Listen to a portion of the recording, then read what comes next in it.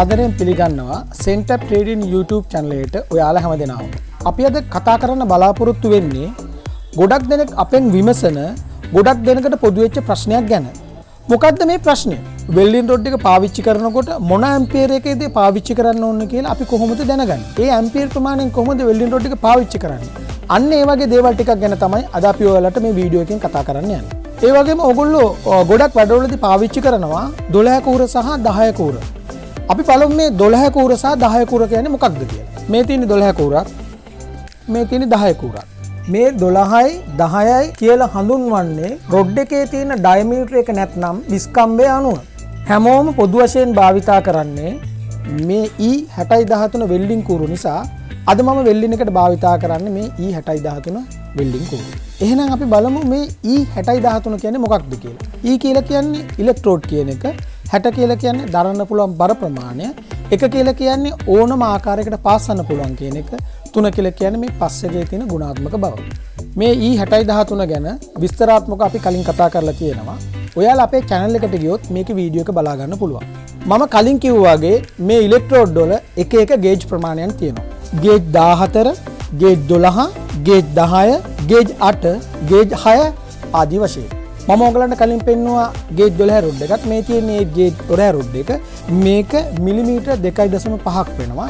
ඒ වගේම මේ තියෙන්නේ ගේජ් 10 රොඩ් එකක්.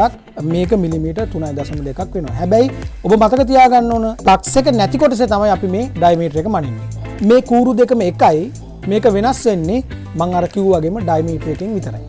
E6013 විතරක් නොවේ ගේට් 10 12 තියෙන්නේ. අනිත් ඉලෙක්ට්‍රෝඩ් වලත් බලා ගන්න පුළුවන්.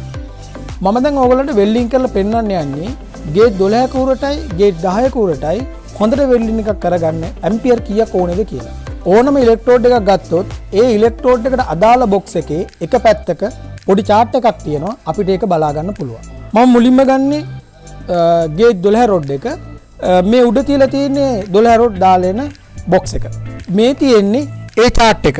මේ chart එකේ උඩම පේජයේ තියෙන්නේ වෙල්ඩින් ඉලෙක්ට්‍රෝඩ් වල ඩයමීටර් ප්‍රමාණය. ඊට පහළින් තියෙන්නේ ඕගොල්ලෝ 34 වෙල්ඩින් කරනවා නම් ඒ වෙල්ඩින් රොඩ් එකට අවශ්‍ය කරන ඇම්පියර් ප්‍රමාණය. අවසාන පේලියෙන් තියෙන්නේ සිරස් 7ට හෝ ඔලුවට ඉහළින් නැත්නම් ඕවර්හෙඩ් එකක් වෙල්ඩින් කරනකොට කූරට අවශ්‍ය කරන ඇම්පියර් ප්‍රමාණය. ඒ වගේම ගේට් 12 වෙල්ඩින් රොඩ් එකක්. එහෙම නැත්නම් මිලිමීටර් 2.5 කූරක් වෙල්ඩින් කරන්න යනවා නම් ඇම්පියර් 50ත් 90ත් අතර අවශ්‍ය බව මේකේ සඳහන් කරලා තියෙනවා. මිලිමීටර් 3.2 නැත්නම් ගේට් 10 වෙල්ඩින් රොඩ් එක අවශ්‍ය කරන ඇම්පියර් ප්‍රමාණය 80ත් 130ත් අතර මේකේ සඳහන් කරලා තියෙනවා. ඔයාලා තව දෙයක් මතක් කරන්න ඕනේ. නිෂ්පාදකයා විසින් දීලා තියෙන chart එක යටතේ තමයි ඔයාලා වෙල්ඩින් කරනකොට මේ ඇම්පියර් එක තෝරගන්න ඕනේ. මේ chart එකේ සඳහන් කරලා තියෙන අගයන් කිසිම කෙනෙකුට බොරුයි කියලා සඳහන් කරන්න බෑ. එහෙම කියනවා නම් ඒ කියන අය කියන්නේ බොරුවක්. ගොඩක් දෙනෙක් බොරු කියලා ඒ අයගේ වැරදි නිෂ්පාදන විකුණ ගන්න තමයි උත්සාහ කරන්නේ. එහෙනම් අපි මේ chart එකේ තියෙන ඇම්පියර් අගයන් වල වෙල්ඩින් කරලා බලමු වෙල්ඩින් එක කොහොමද වෙන්නේ කියලා. මේ තියෙන්නේ Riland ARC 200 GE machine එක. අද මම වෙල්ඩින් එක පාවිච්චි කරන්නේ මෙන්න මේ පොඩ්ඩව. මම මේ ප්ලාන්ට් එක ගන්න හේතුව තමයි අපෙන් ගොඩක් දෙනෙක් ඇවිල්ලා ඉල්ලනවා ඇම්පියර් 300 350 වගේ ප්ලාන්ට්. නමුත් ඒගොල්ලන්ගෙන් ඇහුවා මේගොල්ලෝ පාවිච්චි කරන රොඩ් එක මොකක්ද කියලා. ගේජ් 10 එහෙම නැත්නම් ගේජ් 12. ඉතින් ඒකට හරියන උචිතම ප්ලාන්ට් එක තමයි මෙන්න මේ Riland ARC 200 GE පොඩ්ඩක්. අපි මුලින්ම 12 කූරෙන් වෙල්ඩින් කරන නිසා මේ chart එක අනුව අපිට මේකට අවශ්‍ය කරන ඇම්පියර් එක සකසා ගන්න ඕනේ. ඔයාලා ප්ලාන්ට් එක දිහා බැලුවාම පේනවා ඇති මෙතන සඳහන් කරලා තියෙනවා 1.6 2 2.5 ඊළඟට 3.2 මේ සඳහන් කරලා තියෙන්නේ අපි ගන්න වෙල්ඩින් රොඩ් එකේ ඩයමීටර් එක. ඔයා පාවිච්චි කරන කූරේ ඩයමීටර් එක දන්නවා නම් මේ ප්ලාන්ට් එකෙන් පහසුවෙන් මේක පාවිච්චි කරන්න පුළුවන්. එහෙනම් අපි බලමු මිලිමීටර් 2.5 එහෙම නැත්නම් ගේට් 12 වෙල්ඩින් රොඩ් එක වෙල්ඩින් කරනකොට chart එක අනුව අවම ඇම්පියර් අගය ගන්නවද කියලා. එහෙනම් අපි මේකේ පාවිච්චි කරන්නේ 2.5 නිසා 2.5 අඩුම තැනට අපි මේක සකසා ගන්නවා. අවුට්පුට් ඇම්පියර් එක මැනගමු. ක්ලිප් ඔන් මීටර් එක දාලා අවශ්‍ය කරන අවම ඇම්පියර් ප්‍රමාණය එනවද කියලා. අපි එහෙනම් වෙල්ඩින් එක කරමු.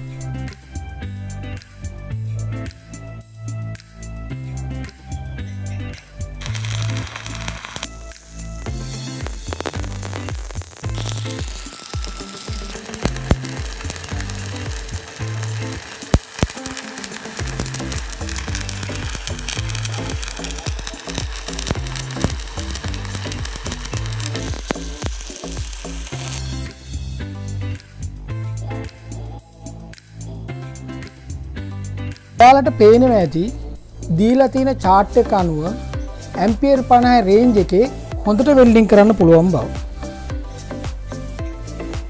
එහෙනම් අපි ගේජ් 12 90 ඇම්පියර් රේන්ජ් එකේදී වෙල්ඩින් කරලා බලමු.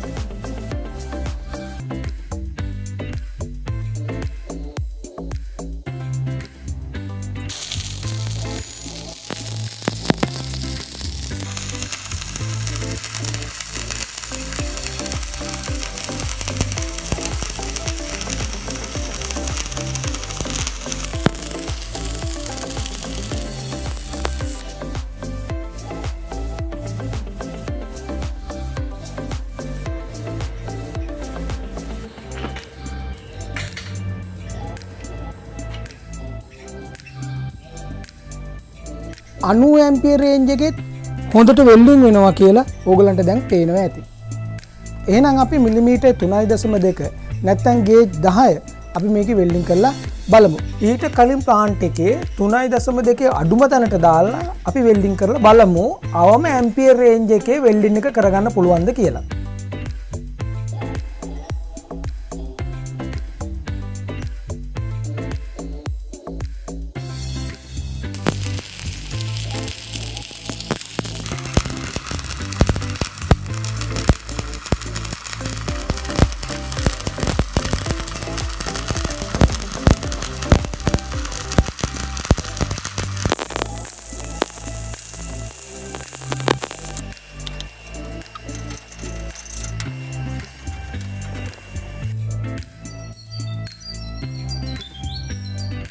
ඕගලන්ට පේනවා ඇති මිලිමීටර් 3.2 නැත්නම් ගේජ් 10 අවම ඇම්පියර් රේන්ජ් එකේදී හොඳට වෙල්ඩින් කරගන්න පුළුවන් බව.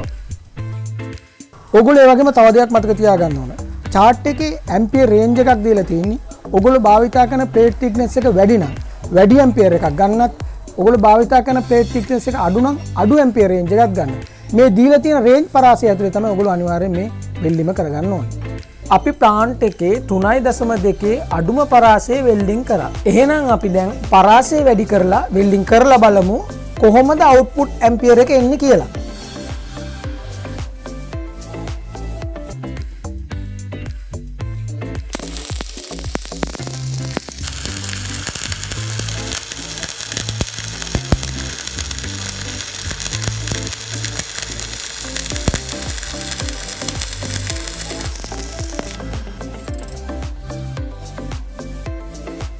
ඇම්පියර් 130 දී ගේජ් 10 රොඩ් එක නැත්තම් මිලිමීටර් 3.2 වෙල්ඩින් රොඩ් එක වෙල්ඩින් කරන්න පුළුවන් බව ඔයාලට දැන් තේරෙනවා ඇති. ඕගොල්ලෝ දැන් දකින්න ඇති chart එක අනුව දීලා තියෙන ඇම්පියර් රේන්ජ් එකේදී 10ක උරත් 12ක උරත් හොඳට වෙල්ඩින් කරන්න පුළුවන් කියලා. ඕගොල්ලන්ට දැන් අවබෝධයක් එන්න ඇති මොන ඇම්පියර් රේන්ජ් එකේද වෙල්ඩින් කරන්න ඕනේ කියලා. ඊළඟ වීඩියෝ එකෙන් අපි කතා කරන්නේ ප්ලාන්ට් එක නියමිත අවුට්පුට් එක ගන්න නම් නියමිත ඉන්පුට් එක දෙන්න ඕනේ කොහොමද කියලා. ඊළඟ වීඩියෝ එකෙන් හමු වෙනකන් අපිත් එක්ක රැඳිලා ඉන්න අමතක කරන්න එපා. ඔබට සුබ දවසක්.